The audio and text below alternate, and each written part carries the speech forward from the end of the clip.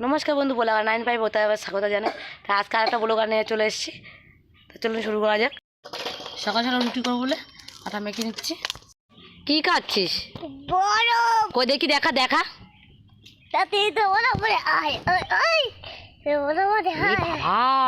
এত রোদ্দুর, তার বেলের শরবত খাবে বলে বেলের শরবত, সকাল সকাল বেলের শরবত খাবে বলে বেলের শরবতটা গুলিয়ে নিচ্ছে। আর কেক গুলছে দেখুন। বরফ নিয়ে এসছিস? হাতটা ছড়া, ওই ওর চিনি দিচ্ছে, কিছু বরফ দিয়ে দিলাম।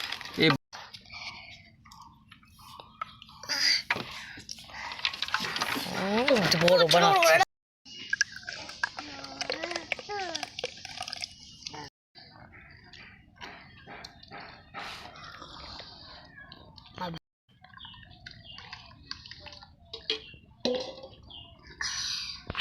সকাল থেকে পুচকে বলছে বিরিয়ানি খাবে। তা আমি রাত্রেবেলায় বিরিয়ানি বানানোর কারণ হলো প্রচুর গরম পড়েছে, তাই কারণে আমি বিরিয়ানি বানাচ্ছি রাত্রেবেলা। তো আমি কিছুটা মাংস নিচ্ছি, মাংস নেওয়ার পরে আমি ভালো করে মাখিয়ে নিচ্ছি, তারপরে পেস্তা করে নিচ্ছি। পেস্তা করানোর মধ্যে আমি মাংসটা মাখিয়ে কষিয়ে নিয়ে যখনই কড়াইতে আমি তেল দিয়ে আলু ভেজে দিচ্ছি। পুচকে বলছিল ডিম দেওয়ার কথা, তো আমি ডিম দিইনি, কারণ গরমেতে মাংস তারপর ডিম একসাথে খেলে পায়খানা বমি হতে পারে, তাই জন্য আমি দিইনি। তারপরে এলাচ দিয়ে আমি মাংসটা দিয়ে দিয়েছি। দেওয়ার পরে ভালো করে কষিয়ে নিয়ে গরম মশলা দিয়ে আমি নামিয়ে নিচ্ছি। নামানোর পরে হাঁড়িতে জল দিয়ে এলাচ লবঙ্গ দিয়ে দিয়েছি, তারপর লবণ দিয়েছি। দেওয়ার পরে ঘি দিলাম। ঘি দেওয়ার কারণ হলো যাতে ভাতটা না লেগে যায়, তাই জন্য। তার চালটা আমি 2 ঘন্টার মতন ভিজিয়ে রেখেছিলাম। তা ভিজানোর পরে আমি চালটা আমি হাঁড়িতে দিয়ে দেবো। দেওয়ার পরে যেমনি ফুটে উঠেছে আমি চালটা দিয়ে দিলাম। দেওয়ার পরে 80% যখনই আমার চালটা হয়ে গেছে তখন আমি নামিয়ে নিলাম।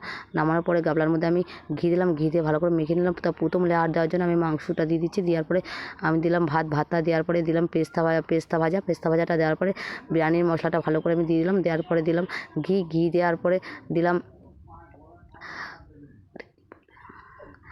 আতর দিয়ে আমি ভালো করে দিলাম। আতরটা দারুণ একটা গন্ধ আসে, সেই গন্ধের জন্য আমি আতরটা দিয়ে দিচ্ছি। দেওয়ার পরে দিলাম দুধ দেওয়ার পরে আমি ভালো করে সিল করার জন্য আমি আটা মেখে রেখেছিলাম। তা সেই আটাটা ভালো করে সিল করে নিলাম। তা গরম উনুনে আমি ভালো করে দিয়ে দিলাম। তা উপরটা যেমন হওয়ার কথা তেমন নিচটাও হওয়ার কথা, তা উপরটা যেমন হবে তার জন্য আমি কিছুটা কাঠকলা দিয়ে আমি ভালো করে দিয়ে দিলাম। তা 2 ঘন্টার পরে আমি নামিয়ে নিলাম। নামার পরে দারুণ একটা গন্ধ বেরিয়েছে। ও বিরিয়ানির গন্ধই আলাদা। তা আপনারা তো বিরিয়ানি খেয়েছেন, জানেন কেমন কী কোথায়। তা প্রথমে যেরকম আমি বানিয়েছি যেমন হয়েছে আপনারা দেখুন, আর লাইক করুন, সাবস্ক্রাইব করুন। আর আমার পুচকে তো লেগ পিস খেতে খুবই ভালোবাসে, তাই আমি 2টো লেগ পিস দিয়েছিলাম। আর নতুন ভিডিও আসার জন্য আপনারা আমাদের কামনা করুন আর আমাদের সাথে থাকুন।